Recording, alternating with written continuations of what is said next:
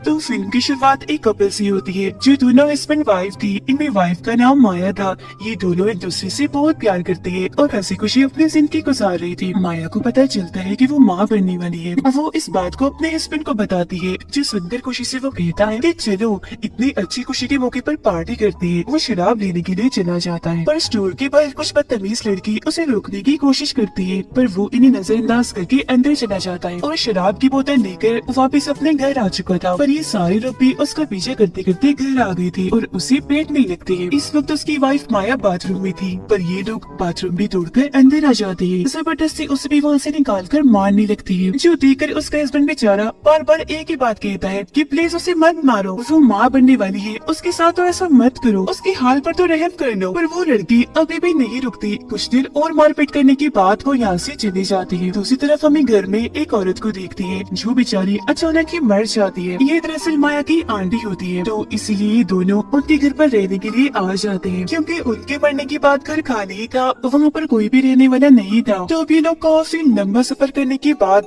घने जंगलों में पहुँच जाते हैं, क्योंकि आंटी का घर इधर ही था। यहाँ पर इनकी मुलाकात एक औरत से होती है जो इस जगह की हेड थी। वो इन्हें बताती है कि तुम्हारी आंटी बहुत अच्छी औरत थी, उनकी आदत से मैं बहुत मुतासिर थी, मेरी खूब बनती थी उनके साथ। वो फिर उन्हें एक दरवाजे के पास लेकर जाती है और बताती है कि तुम्हारी आंटी हर रोज एक प्लेट में कुछ मांस के टुकड़े यहाँ पर रखती थी। जो सुनकर माया हैरत से पूछती है, अच्छा वो किसके लिए रखती थी? जिस पर वो जवाब देती है कि छोटी यानी बोनी गरीब लोगों के लिए, जिनका एक अलग ही ग्रुप है। उन लोगों को रेड कैप्स के नाम से जाना जाता है। पहले तुम्हारी आंटी के हस्बैंड की मौत हो गई एक खतरनाक बीमारी की वजह से, जिसकी बात खुद दुखी रहने लगी, क्योंकि वो छोटे लोग रेड कैप्स उन्हें कसूरवार ठहरा रही थी। जिससे बाद में तुम्हारी आंटी को भी एहसास हुआ कि वो मुझे ऐसा इसलिए कह रही है क्योंकि मैंने कुछ दिन उन्हें खाना नहीं डाला। तो हो सकता है उनका दिल दुखा होगा और उन्होंने मुझे बददुआ दी होगी, और मेरे साथ ऐसा हो गया। यानी पहले मेरा हस्बैंड और फिर मेरा बच्चा भी मर गया। तो इसीलिए अब मैं चाहती हूँ कि इस ट्रेडिशन यानी रिवायत परंपरा को अब तुम आगे बढ़ाओ माया, क्योंकि तुम भी तो माँ बनने वाली हो ना। मैं नहीं चाहती कि तुम्हारे साथ भी कुछ ऐसा हो। जिस पर खुशी से माया कहती है कि हाँ क्यों नहीं, आप फिक्र मत करिए, मैं आपसे वादा करती हूँ कि अब से इस ट्रेडिशन को मैं आगे बढ़ाऊंगी, अपनी आंटी की जगह मैं लूंगी। माया को यहाँ एक तस्वीर मिलती है जिसमें एक छोटी सी बच्ची थी, जिसे देख वो समझ जाती है कि ये जरूर मेरी आंटी की बेटी होगी। आज ही वो सुपरमार्केट चली जाती है जहाँ से जरूरत का सारा सामान मिलता था। वो वहाँ से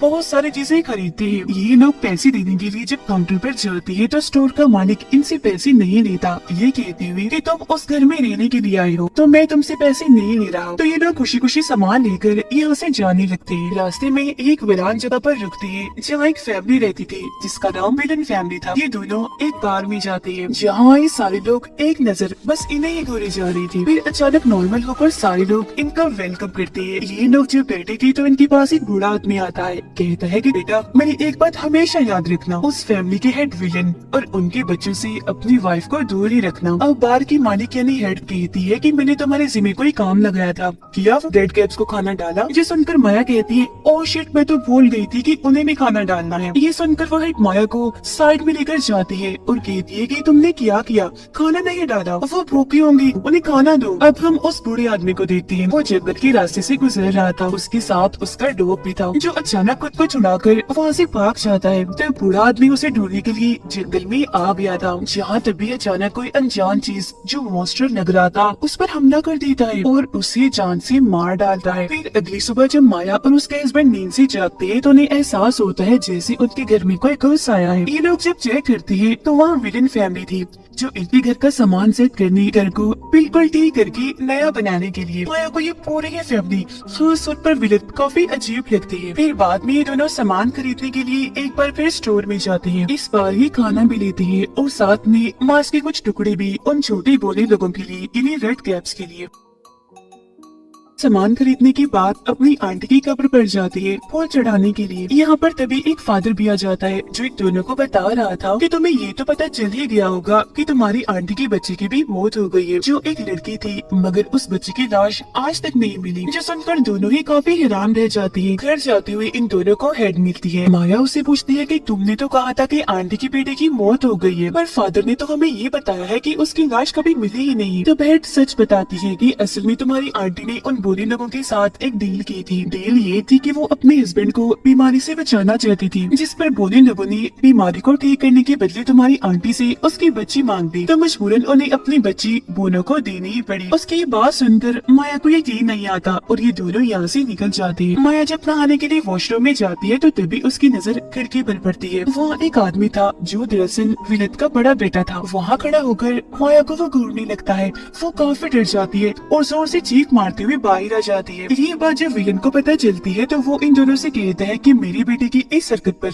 मैं अब दोनों से माफी मांगता हूँ, मुझे बहुत शर्मिंदगी हो रही है। ये कहने के बाद वो अपने बेटे को बहुत मारता है। अब माया भी रेड ग्रेप्स को खाना डालने के लिए उस दरवाजे के पास आ गई थी। वो मांस के टुकड़े प्लेट में डालकर वहाँ रख देती है, पर थोड़ी देर बाद ये देखकर काफी हैरान रह जाती है कि प्लेट एकदम खाली हो गई है। ये देखकर माया को यकीन हो गया था सच में यहाँ वो बुरे लोग रेड ग्रेप्स रहते हैं। अगले दिन विलन फैमिली दोबारा से यहाँ आकर फिर से अपना काम शुरू करती है, लेकिन इस बीच गलती से विलन की बेटी से एक खिड़की टूट जाती है, जिस बात से माया के हस्बैंड को बहुत बुरा लगता है और इन लोगों की आपस में बहस हो जाती है। तब इधर विलन भी आ चुका था और जब वो देखता है कि मेरी बेटी की गलती है तो वो उसे काफी मारता है, लेकिन माया उसे रोक देती है कि बस कीजिए, मत मारे, इसे छोड़ दे। जो सुन वो उसे छोड़ देता है और इस तरह से विलन की बेटी की जान बच पाती है। फिर कुछ देर के बाद उसे कुत्ते के भौंकने की आवाज आती है। उसे लगता है कि ये कुत्ता जरूर उस बूढ़े आदमी का होगा जो जंगल में भाग गया था और अब शायद वो वापस आ गया होगा। तब ये सोचकर वो जंगलों में चली जाती है। उसे वहाँ वो डॉग तो मिल जाता है, पर वो माया को एक झोपड़ी के पास ले आता है। वो जब उसके अंदर झांकती है तो वो जगह काफी नीचे थी, जो दरअसल एक गुफा थी। ये देख वो सोच भी पड़ जाती है कि बना जंगलों के बीचों बीच ये गुफा यहाँ किसने बनाई होगी, क्योंकि वहाँ कुछ चिराग यानी दिए भी पड़े हुए थे जो सबके सब जल रहे थे। फिर इस चीज को जब नजरअंदाज करके वो वापस आ रही थी तो उसे मिलन का बेटा यहाँ दिखता है जो उदास होकर यहाँ आ गया था। वो उसके पास जाकर उसका मुंह ठीक करने की कोशिश करती है, कहती है कि दिल छोटा मत करो, तुम बहुत अच्छे हो और काफी अच्छा काम कर रही हो, मुझे तुम्हारा काम बहुत अच्छा लग रहा है। जो सुनकर वो भी माया का हाथ पकड़ लेता है, कहता है कि तुमने भी तो मेरी जान बचाई, इसके लिए मैं तुम्हारा शुक्रिया अदा करता हूँ और सच में तुम बहुत खूबसूरत हो, मैं तुम्हें बहुत पसंद करने लगा। ये कहकर वो उसके साथ बदतमीजी करना शुरू कर देता है, पर तभी माया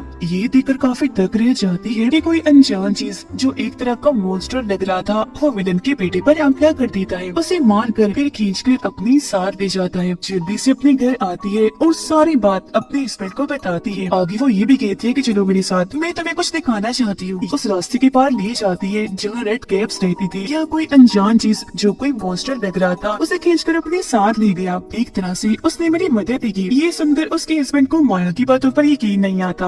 वो तो उल्टा उस पर गुस्सा करने लगता है कि शायद तुम्हारा दिमाग खराब रहने लगा है। अच्छा आप छोड़ो इन बातों को, जल्दी करो घर जाओ, मैंने बार में जाना है। बार में जब वो आता है तो यहाँ विलन के दोनों बच्चे भी आए हुए थे। तो वो उसे सवाल करती है कि हमारा भाई मिल नहीं रहा, बताओ कहाँ है वो, शायद तुमने उसे देखा होगा। जिस पर माया का हस्बैंड कहता है कि मुझे नहीं पता, मैंने किसी को नहीं देखा। लेकिन ये लोग फिर भी उसके साथ बदतमीजी करने लगती है, जोर जोर से उस पर चिल्लाने लगती है, जिस पर से बार के मालिक उस सेठ को काफी गुस्सा आ जाता है और वो इन दोनों को कहती है कि फौरन निकलो, चले जाओ मेरी बार से। उधर माया जब घर में अकेली थी तो उसे ऐसा महसूस होता है जैसे उसके अलावा घर में कोई और भी है। वो जब दरवाजे पर देखती है तो काफी हैरान रह जाती है, क्योंकि एक बहुत ही छोटा सा मॉन्स्टर जो बोला था घर के अंदर घुस आया था, जिसने अपने हाथ में प्लास्टिक का बैग भी पकड़ा हुआ था। माया उसे देखकर काफी डर जाती है, पीछे पीछे हटने लगती है। जो माया के पास आता है वो उसे बैग पकड़ा कर उसे बगैर कुछ कहे ही यहाँ से चला जाता है, पर जाते जाते वो इस भोले मॉन्स्टर रेड कैप की तस्वीर बना लेती है। वो अब जैसे इस बैग को चेक करती है तो अंदर देखकर उसकी हालत खराब हो जाती है, क्योंकि उसके अंदर विलन की उस बेटे का कटा हुआ सर था। फिर रात होते ही उसका हस्बैंड भी घर आ चुका था, जहाँ माया उसे सारी बात बता देती है कि आज मैंने उन छोटे लोगों यानी रेड कैप्स को पहली बार देखा, वो हमारे घर तक आ गए। अब उसका हस्बैंड जब उस बैग को चेक करता है तो वो भी काफी डर जाता है। माया उसे रेड कैप की वो तस्वीर भी दिखाती है जो उसने चुपके से बनाई थी। अब तभी बाहर विलन फैमिली भी आ चुकी थी। बाहर से कहता है कि दरवाजा खोलो,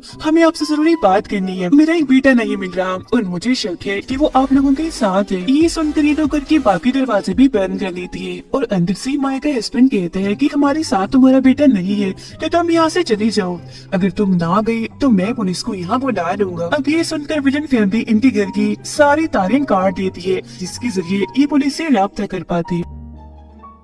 अब माया उस सर वाली बैग को फेंकने के लिए चोरी छिपे यहाँ से जाने लगती है, पर विलन की बेटी उसे देख चुकी थी और वो बैग में उसके हाथ लग गया था। बैग को चेक करने पर उसे पता चल जाता है कि हमारा भाई मारा गया है। पर इससे पहले वो माया को कुछ कहती, वो यहाँ से भाग चुकी थी। उस दरवाजे से निकलकर वो रेड कैप्स के इलाके में पहुँच गई थी। विलन को भी अब तक पता चल चुका था कि उसके बेटे को मारकर उसका सर काट दिया गया है। उसे इन दोनों पर शक होता है, इसीलिए अपने दोनों बच्चों को कहता है कि जल्दी से इस घर को आग लगा दो, जिसके बाद ही लोग उस पूरे ही घर में आग लगाना शुरू कर देती है। विलन का बेटा भी माया के हस्बैंड को पकड़कर उसे खूब मारने लगता है। उधर माया जंगलों में आ गई थी और यह आकर जोर जोर से कहने लगती है कि रेड कैप्स तुम लोग कहाँ पर हो, प्लीज जल्दी से बाहर आओ, मेरी मदद करो, कुछ लोग हमें मारना चाहते हैं। पर उसकी इस बात का आगे से कोई जवाब नहीं आता। पर घर में जब मिलन की बेटी आग लगा रही थी तो ये देखकर काफी हैरान रह जाती है कि धीरे धीरे करके घर की सारी आग बुझ रही है और इसी के साथ घर के अंदर वो सारे रेड कैप्स आ जाते हैं जो विलन और उसकी बेटी पर हमला कर देती है, क्योंकि एक तरह से ये माया और उसके हस्बैंड की मदद करने आए थे। विलन और उसका बेटा इन रेड कैप्स यानी बोलो को देखकर काफी हैरान रह जाते हैं। वो सोच रहे थे कि इनके बारे में तो हमने सिर्फ किताबों में ही सुना था, पर ये तो सच में पाए जाते हैं। इधर तब तक माया भी वापस आ गई थी। जब उसे विलन की बेटी देखती है तो पकड़कर मारने लगती है। जहाँ तभी इनके पास भी रेड कैप्स आ गई थी। वो माया को छुड़ाकर विलन की बेटी को वहाँ बांध लेती है, मार कर उसे तड़पाने लगती है। तो उसे इतनी दर्द देती है कि आखिरकार उसकी मौत ही हो जाती है। जिसके बाद ये रेड कैप्स विलन की बेटी को भी पकड़ लेती है, उसे भी मार कर पहले तड़पाती है और आखिरकार फिर शॉट से मार डालती है। तभी जख्मी हालत में माया का हस्बैंड भी उसके पास आ जाता है, लेकिन तब तक इनके पास विलन भी आ चुका था। उसने हाथ में गन पकड़ी हुई थी। एक गोली वो उसके हस्बैंड को मार देता है। फिर वो जाता है माया के पास और गुस्से में उसे कहता है कि तुमने मेरे तीनों बच्चों को ही मरवा दिया, इसलिए अब मैं तुमसे अपना बदला दूंगा। मैं तुम्हें नहीं बल्कि तुम्हारे बच्चे को मारूंगा, जिससे तुम भी बिल्कुल वैसे ही तड़पोगी जैसे मैं तड़प रहा हूँ। पर तभी यहाँ बूढ़े आदमी का डॉग आ जाता है जो विलन पर हमला कर देता है और गन उसके हाथ से नीचे गिर जाती है और अब माया उसे उठा देती है। वो इस गन से काफी सारी गोलियां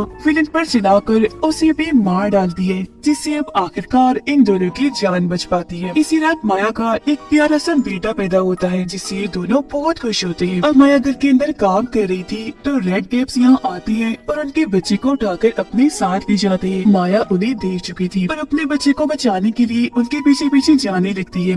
वो उसी गुफा में आ गई थी जहाँ रेड कैप्स रहती है। जैसे ही वो गुफा के अंदर आती है तो यहाँ एक बूढ़ी औरत को देखती है। उसका बच्चा भी वहीं पड़ा हुआ था। माया उसे पहचान लेती है, कहती है तुम तो मेरी आंटी की बेटी हो। और हाँ, मैं जानती हूँ तुम यहाँ क्यों हो। तुम्हारी मोम ने तुम्हें खुद इन रेड कैप्स को सौंपा था, पर देखो मैंने तो अपना बच्चा इन्हें नहीं सौंपा, बल्कि वो इसे उठा कर ले आई है। मैं उसे खुद लेने आई हूँ, मुझे मेरा बच्चा लुटा दो प्लीज। पर बूढ़ी औरत लाख समझाने के बावजूद भी उसे बच्चा देने से मना कर देती है, जो सुनकर उसे इतना गुस्सा आता है कि वो हमला करके इस औरत को यही खत्म कर देती है। उसके साथ ही वो यहाँ 2-3 रेड कैप्स को भी मार गिराती है, जिसके बाद बाकी बचे हुए रेड कैप्स माया के आगे झुक जाते हैं, क्योंकि आज से माया इनकी मदर बन गई थी। यहाँ से निकलकर माया सीधा अपने हस्बैंड के पास जाती है। उसके साथ में बहुत सारे रेड कैप्स भी थे जो माया को मदद दे रहे थे। वो अपने बच्चे को अपने हस्बैंड को दे रही थी, क्योंकि वो यहाँ से जा रही थी रेड कैप्स के साथ। अब से वो भी उस गुफा में वैसे ही रहेगी जैसे बूढ़ी औरत इन रेड कैप्स के साथ रहा करती थी, इनकी मदर बनकर। और जो लोग इंटरटेनमेंट नहीं चाहते उनका यहाँ कोई काम नहीं, और जो लोग इंटरटेनमेंट चाहते हैं वो सब्सक्राइब कर लें।